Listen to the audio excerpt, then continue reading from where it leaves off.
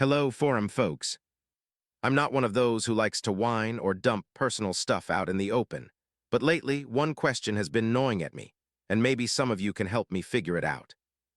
My name is Michael. I'm 32 years old. I was born in a small town in the south of the USA, in Texas, in a family that seemed perfectly decent at first glance.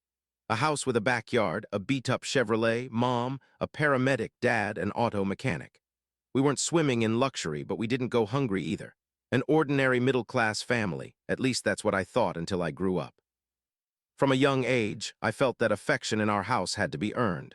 Not just by behaving decently, not just by being a kid, but by constantly proving you were worth it. Dad often said, "The world doesn't owe anyone anything, Michael, not even relatives." Back then, I didn't realize how seriously he meant it. When I turned 14, I started noticing that things weren't so smooth with my parents. We had a younger brother, Kevin, Mom's favorite. She absolutely doted on him. The slightest scrape, and the whole house was in an uproar. And me, I only got praise for useful things. Wash the car, good boy. Fix the fence, well, at least you're not slacking. Brought home a B, why not an A? Everything I did wasn't good enough. I remember one evening, I got an award at school for math achievements. It was so cool, I was proud of myself.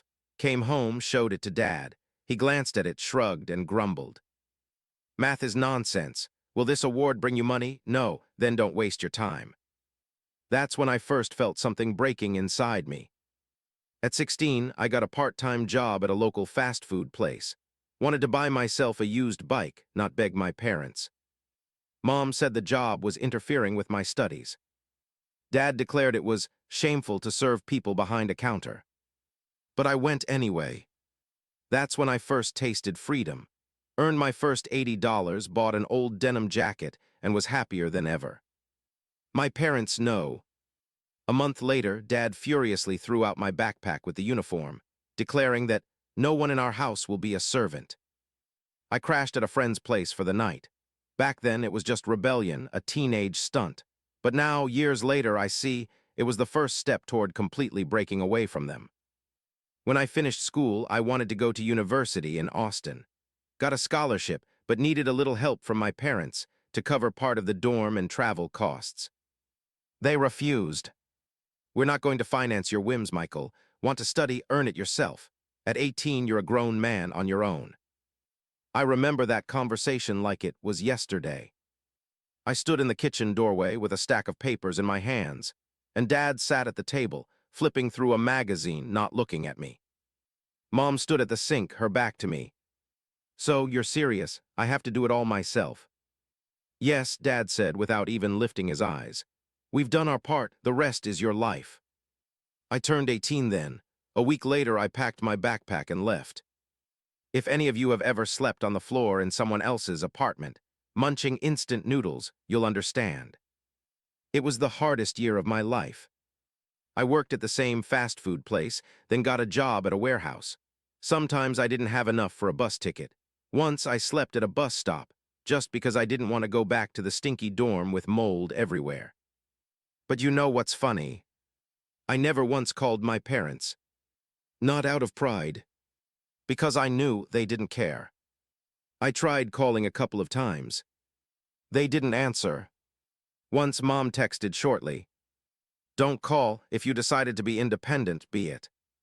2 years later, I accidentally got into an IT firm, first as a handyman.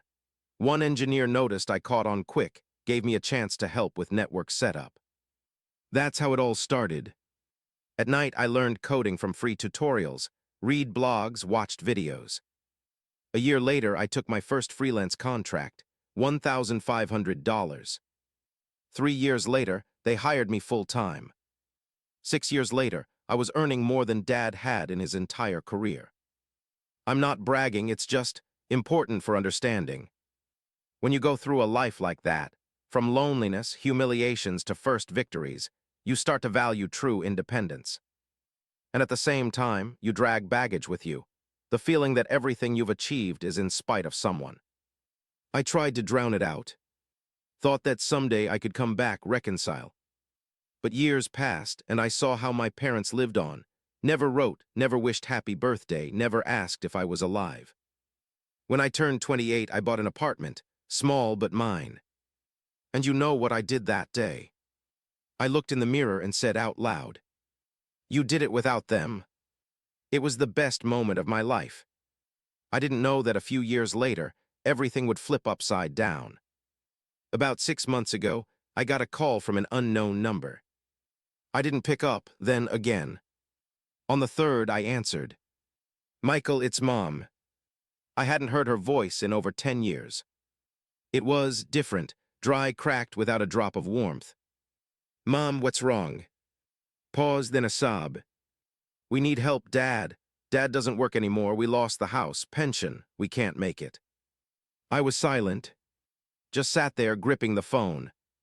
Thoughts swirling. They kicked you out. They said on your own, and now they need help. I asked quietly, "Why are you calling me specifically?" "Because," her voice trembled, "you're the only one who can bail us out." After the call, I just sat in the dark, squeezing the phone. Not anger, not triumph, nothing. Just a vacuum. I remembered those years when there was nothing to eat. How I slept in a cold room and dreamed of a simple call. And now, after 14 years, they're asking me to pull them out. It wasn't joy, not schadenfreude. It was a sense of control. Not in the sense of revenge, but power. For the first time, everything depended on me. Not on their decisions, not on their expectations, not on their words. On me. I could help. I could turn away. I could make them feel what I felt. But you know what? I didn't know what I wanted. Back then, I didn't answer. Said I needed to think. Mom just whispered, "Michael, please, we're not asking for much, just a little support." And hung up. That night, I didn't sleep a wink. My head was spinning with Dad's phrase. At 18, you're on your own. And now, I'm an adult on my own. And it seems time to decide what that really means. I didn't sleep all night after that call. Not from doubts, just couldn't believe it was real. 14 years of silence, and suddenly, Michael, help. I sat by the window, watching the dawn paint the street in pale gold. One thought in my head. Why now? Why not back then, when I was sleeping on the floor and eating cheap cereal, counting every cent? In the morning, I went to the cafe where I usually worked on my laptop. My old buddy, Steve, was behind the bar. He noticed I wasn't myself. "Everything okay, bro?" "You know, Mom called yesterday." "Mom, you said you hadn't talked in years." 14 years to be exact. "And what did she say?" "That they need financial help." Steve whistled. "Wow, and what did you say?" "That I'd think about it." He nodded, but in his eyes was the question I was afraid to ask myself. "And what are you going to do?" I didn't know. Part of me wanted to say no and hang up. But another, that deep inside still waited for recognition, whispered, "What if this is a chance?" A couple of days later, a letter came. A real paper one, with uneven handwriting, Mom's. She wrote that Dad lost his job, health is ruined, house sold, they're in a tiny rented apartment. At the end, the request. "We're not asking for much, Michael. Just a little help to get through this year. We know we made mistakes once. Please don't turn away." I reread that letter 10 times. Each line pressed on an old wound. A week later, I gathered myself and went to them. It was probably the strangest decision of my life. I didn't know what to expect. Anger, apologies, manipulation. I just wanted to see them and understand if I could trust again. The drive took 3 hours. I stopped at a small wooden house on the outskirts of Dallas. It looked depressing. Old curtains, peeling paint, overgrown grass in the yard. I got out of the car, stood for seconds, just staring at the door. My heart was pounding like I was that 18-year-old kid again, who was told, "On your own." Mom opened the door. For a moment, we just froze. She looked older, not by years, but by life. Gray hair, dull gaze, trembling hands. "Michael," she whispered. I didn't answer, just nodded. "Come in, son." The word son sounded false, like someone else's. Inside was modest. Old chairs, smell of cheap coffee and medicine. On the table, a stack of bills, some with red, final warning marks. And there he was, Dad, sitting in an armchair, pale, emaciated, with an oxygen tube at his nose. He looked up, and for a second I saw in his eyes not reproach, but shame. Michael. Hey, Pa. We were silent. Mom poured tea. I felt my hands shaking as I took the mug. We didn't know how to reach you, Mom started. You changed your number. I did about 10 years ago. Yes, we realized when it stopped working. Pause. Dad coughed. Michael, I won't beat around the bush. We were wrong back then, very. I raised my eyebrows. Wrong, you kicked me out, said I was on my own. You didn't answer calls when I was sleeping on the street. That's what you call a mistake. He lowered his eyes. I thought I was teaching you to be tough. No, Pa, you taught me not to rely on you, and you succeeded. Mom quietly cried. I turned away.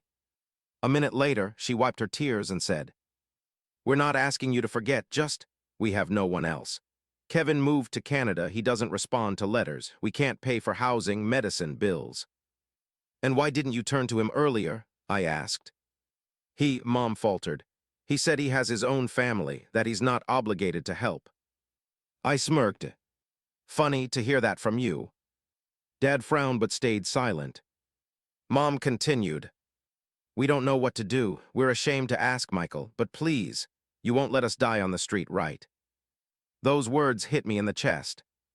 Not because I pitied them, but because for the first time in years they sounded weak, without masks, without pride. I left that evening without an answer. They didn't pressure, just said, Think about it, we're not expecting miracles. In the car I sat silently, staring at my hands. The same ones that once froze from the cold. Now they held keys to a car bought with my own labor. And I asked myself, if I help, won't I become that kid again, waiting for approval? If not, won't I become like they were? No answer. The next day I told Steve everything. He listened silently, then said, Michael, you don't owe them anything. But they're my parents. Parents aren't just those who gave birth to you. They're those who were there when you fell, were they? I lowered my eyes. No. Then you don't owe. But damn, it wasn't that simple. Logically, you understand you're not obligated. But emotionally, blood is blood. That connection was like a rusty chain, old but still holding. The next days passed in a fog. I tried to work, but thoughts kept returning to them. Sometimes I'd catch myself standing at the fridge, staring into nowhere. One evening I pulled out an old box from the closet. There were photos, me, Mom, Pa, and Kevin at the lake.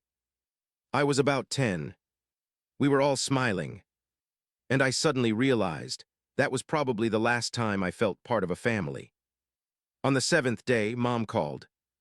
Michael, have you thought? I sighed. Yes. And I paused. She must have sensed my hesitation and added, We're not asking for charity, just a little for medicine and housing. We'll figure it out later. I wanted to say no, but instead I asked, How much do you need? She named the amount. Small but noticeable. I knew for them it was salvation, for me, just a number. Okay, I said, I'll transfer, but on one condition. What? You never ask me for money again, never. Silence, then quietly. Okay, son, thank you. The word son stung again. I felt everything inside contracting. I transferred the money that evening. The amount wasn't huge, but for them, a fortune. Almost immediately, a message came. Thank you, Michael, we're very grateful. I didn't reply, just put down the phone and stared out the window. For some reason, instead of relief, emptiness came. I thought that was the end. But no. They called again. This time, Dad. Voice rough, heavy, but with a note of plea. Michael, this is awkward, but I already knew where it was going. No, Pa. Wait, you won't even listen. I listened to you 14 years ago when you said I was on my own. I haven't forgotten. He was silent, then quietly. You've become as cold as I was. I smirked. Maybe, but I learned it from you. And hung up. That night, I couldn't sleep for a long time. Somewhere inside, I knew this wasn't the end. They didn't just want money. There was something more. I felt it, and knew ahead was a conversation that would change everything. After that call, I didn't answer anyone for a week. The phone lay in a drawer, like a reminder that the past doesn't let go, even if you've long escaped it. I tried to convince myself I did the right thing, that I said no not out of spite but self-respect. But every evening in the empty apartment, with music and a mug of tea, the silence spoke louder than any arguments. Why do I still think about them? Why damn can't I let go? One evening, I decided to clean out the closet. There was a dusty cardboard box, unopened for 10 years. Inside, old papers, receipts, photos, letters. Among them, an envelope labeled, "Do not open." Handwriting familiar, Mom's. I opened it. Inside, copies of documents, bank letters, and a legal paper with my name. I slowly scanned the lines, and my heart sank. Credit agreement number 40, 8,519. Parties, Elizabeth Harris, borrower, Michael Harris, co-borrower. Amount, $40,000. What? I reread it 3 times. I was 18 when they kicked me out. How could I be a co-borrower? I remembered the day it all started. Came back from school. They were sitting at the table, atmosphere strange. Mom was crying, Dad looked irritated. What's wrong? I asked. Nothing, Michael, adult stuff, he replied. A week later, he said, Son, time to become independent. We can't support you anymore. Then the door backpack street. Now I understood. They put me on the debt without my knowledge. And when the bank started pressing, they got rid of the co-borrower to avoid paying. I sat staring at the paper, feeling boiling inside. That's why they didn't answer calls. That's why I couldn't get a housing loan back then. The bank mentioned a debt, but I didn't understand what. Thought it was a mistake. But it was them. My parents. In the morning, I called Mom. She picked up right away. Michael, thanks for calling, voice trembling. We were so worried. Mom, what about the credit? Pause. What credit, son? The one you took out on me at 18. $40,000, found the documents. Silence. Long. Heavy. Then whispering. You found them. I did. Michael, we didn't know how to tell you. Didn't know. You used me, then threw me out to cover your tracks. No, not like that, Dad interjected, apparently nearby. Things were bad then. We lost the business. Banks were pressing. Without you, they'd take the house. So you saved the house by putting debt on your son. We thought we'd pay it off in time. And then just kicked me out so I wouldn't find out. He was silent. I only heard Mom's breathing. I hung up and sat on the floor. I was shaking. One thought in my head. They didn't just abandon me. They betrayed me even earlier. Everything I'd built for years, every drop of strength, confidence, suddenly crumbled. All this time, I blamed myself, thought I deserved the coldness. But I was just a convenient way to hide the dirt. The more I thought, the clearer details emerged. How Dad was nervous with mail. How Mom avoided eye contact. How they said, trust us, when I signed papers without reading. I was 17, I just wanted them to be proud. That night, I didn't sleep. Closed my eyes, saw the scene. Me at the door, backpack in hand, Dad saying, We did everything possible for you. No, you did everything possible for yourselves. In the morning, I wrote to my lawyer friend, Ben. Sent scans and asked if anything could be done. He replied quickly, Michael, this is serious, but if you didn't sign knowingly, we can prove fraud. There's a chance the signature was forged. I froze. Forged. I remembered, Mom brought papers, said. It's just a bank form for school account. I didn't read, just signed. They did it on purpose, I said, sitting across from Steve. Bro, that's beyond. Yeah, and now they want me to pay for their old age. What are you planning? First, figure it out completely, then see. Steve nodded. Just, Michael, don't let them control you again. I won't. But inside, I knew the story isn't over. A couple of days later, I went back to the documents. At the bottom of the box was a folder, property. Opened it, house sale contract. Date, a month after they kicked me out. The house they took the credit for in my name, they sold. So they didn't even try to keep it. Just took the money and bylaid. I sat on the floor and laughed. So loud and crazy that the neighbor knocked on the wall. Laughter turned to tears. How could they? Sell the house, throw out the son, and pretend nothing happened. I remembered how they recently asked for money for housing. Housing bought once on my documents. Instead of despair, cold calm came. I realized I needed to know everything. Found the notary's name in the documents. Called, introduced myself, said I wanted to clarify details of an old contract. He replied, yes, I remember that family. The Harrises, they were in a hurry, did everything in one day. And Michael Harris's signature, was it in person? As far as I remember, no. The mother came, said the son couldn't, brought a power of attorney. Power of attorney? Yes, supposedly signed by you. I gripped the phone. Can I get a copy? Of course, I'll send a scan. Half an hour later, the email came. Opened the file, saw the signature. Mine but's not mine. Similar but slightly different. Someone clearly copied it. Lawyer Ben confirmed. Fake, we can prove forgery. I sat silently, laptop on my knees. So all this time, I wasn't just abandoned. I was deceived. I felt a click inside. Like that kid hoping for parents to change died. In his place was a man seeing the truth. And the truth was icy. I dialed Mom's number again. This time without emotions. Michael, joyfully like nothing. Mom, did you forge my signature on the power of attorney? Silence. I didn't want things to get out of control. So it's true. We were afraid of ending up on the street. So you decided to steal from your son. She cried. We thought you'd understand. I did, only now for real.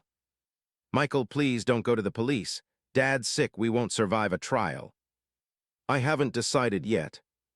I hung up. That evening it rained. I stood at the window, watching drops slide down the glass. In my head, Steve's words. You don't owe them anything. Now I knew it wasn't just morals. It was fact. But with anger came strange relief. I finally understood that all this time, I was trying to earn love that wasn't there. And for the first time in years, I didn't want to call or write. I wanted peace. Only inside remained the feeling that this wasn't the end. That soon I'd have to choose, forgive or finish them. After the conversation with my mother, I didn't leave the house for 3 days. The phone lay on the table, silent and stubborn like a reproach. I tried to distract myself. Work, exercise, streaming services, nothing worked. Every time the screen went dark, I heard her trembling voice. Dad's sick, we won't survive a trial.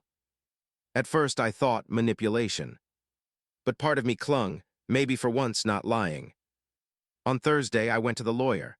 Ben met me in the office, neat, with shelves of folders and the aroma of coffee. Michael, he said, nodding, sit, I looked at everything you sent. And he opened the folder. The forgery is obvious, criminal. If you file, it'll start an investigation and they'll have to answer. I nodded, but inside, not satisfaction but emptiness. Something wrong, he asked.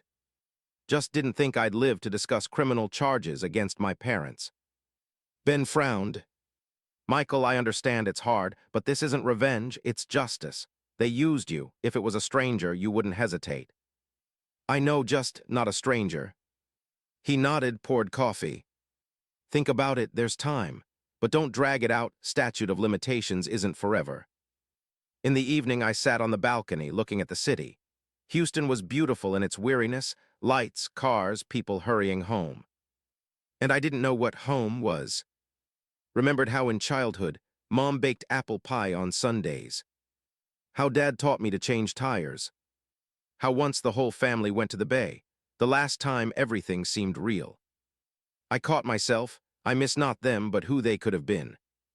At 9 in the evening, the phone rang. Unknown number. Hello? Michael, it's me, Sarah. Sarah, parents' neighbor. Hi, something happened. I don't know if anyone told you. Your father is in the hospital. I stood up. What went? This morning, heart attack. My heart clenched. Is he alive? Yes, but critical condition. Mom's with him. She asked not to call, but I thought you should know. I thanked her, hung up, and just stood. Inside, a struggle, anger, compassion, pain. I arrived at the hospital around midnight. In the lobby, white light, smell of disinfectant, footsteps. At registration, I introduced myself. The nurse led me to the ward. Mom sat in the corridor, hunched, holding a paper cup with cold coffee. Seeing me, her eyes widened. Michael. Where is he? I asked dryly. In the room, doctors said stable, but... I nodded and walked past. Dad lay on the bed, pale, with a mask. For a moment, it seemed this wasn't the one who said, "We did everything possible for you." I stood in the doorway, not knowing what to feel. Anger left, emptiness remained. He opened his eyes. Michael. I approached. Hi. He tried to smile, but his lips trembled. Didn't expect you. I didn't expect to come either. He closed his eyes, sighed heavily. Everything went wrong as planned. Planned what? To steal my name and pretend to be victims. He didn't answer, just quietly. We were desperate, thought we'd handle it, then it was too late. Too late for what? For apologies. He looked away. You grew up a good man, Michael. We knew you'd make it. Yeah, thanks to you. Silence. I went out to the corridor. Mom was still sitting. Did he talk? She asked. A little, not what was needed. She nodded, squeezing the cup. I know you're angry, and right, but Michael, he's not eternal. If you want to say something, say it now. I sat next to her. And you, were you ever going to confess? Every day I wanted to, but the longer the scarier. Scarier for what, for me or for you? For everything. She cried. I watched and understood, not a monster, but not the mother I loved. Just a person with a bunch of uncorrected mistakes. I visited Dad 3 more times. He hardly spoke, just looked. On the 3rd day, I brought apple pie from Mom's recipe. He ate a piece, quietly said, Taste of childhood. Yeah, only back then it was simpler. He nodded, as if he wanted to add, but couldn't. 2 days later, he was gone. Rain, umbrellas, wet grass. Mom stood nearby with a handkerchief. Kate and Dan flew in, hadn't talked to them in years. After the ceremony, they approached. Michael heard about the debt, Kate said. Sorry for them. Not your fault. Dan lowered his eyes. Mom's alone now, will you help? I looked in quietly. I don't know. A week later, Mom came to me. Sat in the kitchen cautiously, as if afraid to touch. I know I have no right to ask, she said, but if you can, don't file a lawsuit, not for me, for his memory. I was silent. I'll leave everything to you. House accounts, just don't destroy completely. I laughed. You think I need your money after everything? No, just I'm tired. She looked older than I remembered. Broken. And suddenly, instead of anger, pity. What are you going to do? Steve asked. I don't know. She deserves punishment. Maybe, but I'm tired of revenge. Steve nodded. Then live, that'll be the best revenge. A couple of days later, a letter came, Mom's handwriting.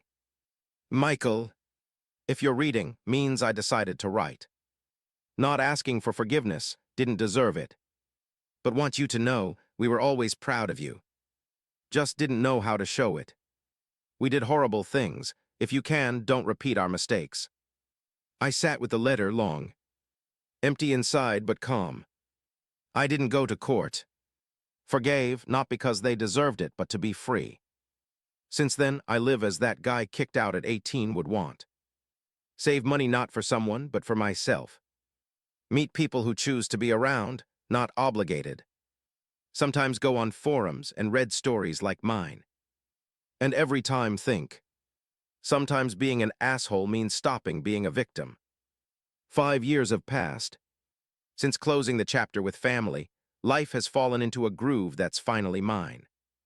No more waking up with anxiety, no waiting for calls, no thinking I have to prove value to someone. The world got quieter. In that quiet, I heard myself. I stayed in Houston. Rented an apartment by the bay, got a dog, a Labrador named Max. Work took off. The firm where I started as an intern gave me a department. Sometimes catch myself smiling for no reason. Friends joke that I'm too calm for such a past. But I know it's not calm, it's freedom. One cloudy October day, came home, found an envelope in the mailbox without a return address. On it my name, in neat, slightly trembling handwriting. Recognized immediately. Mom's. Hard clenched. Thought she wouldn't write again. Hadn't seen each other in 3 years. After the funeral, not a word. Sat in the kitchen, tore it open. Michael, if you're reading, means I have nothing to lose. Don't want to ask forgiveness again. You did more than I deserve. But want to tell what you didn't know. About why it all happened. And maybe you'll understand we didn't just ruin your life, but tried to save ours. I froze. Under the sheet, a scrap of paper, copy of a bank agreement, dated my 18th birthday.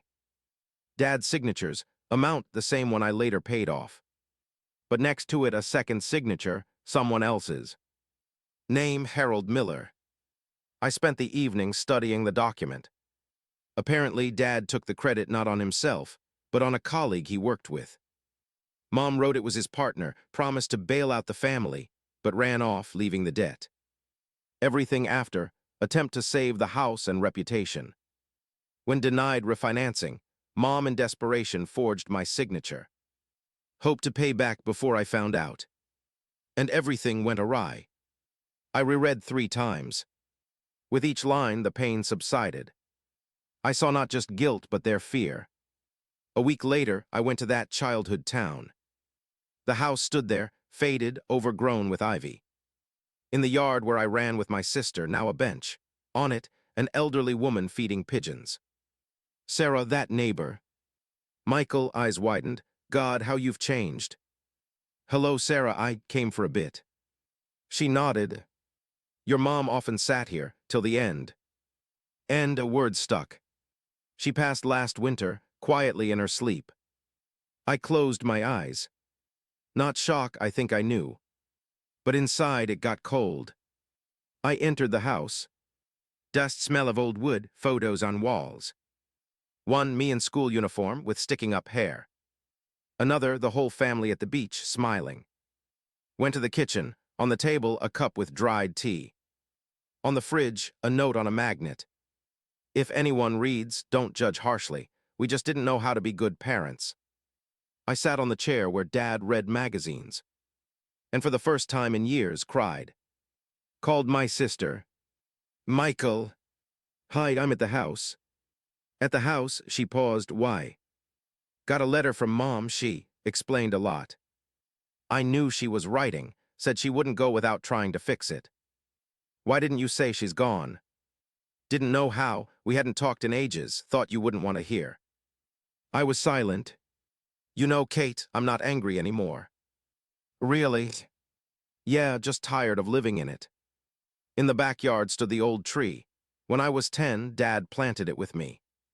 Now it's grown, branches almost touching the roof. I took out the urn with Mom's ashes from my bag.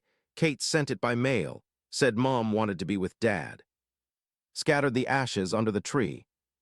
There, I said quietly, now you're together. Max rubbed against my leg, as if understanding. I stood long until the sun set, and for the first time felt not pain, not anger, but lightness. A month later, back in Houston. In the mailbox, a new envelope. From Kate. Michael. Found a draft letter in Mom's desk. To you, but she didn't send. Think you should read. Inside, a sheet, covered in trembling handwriting. Son, I know you don't believe words. But if you think we didn't love, remember how we sat by the bay, ate ice cream, and laughed till the sun set. In that moment, we were real.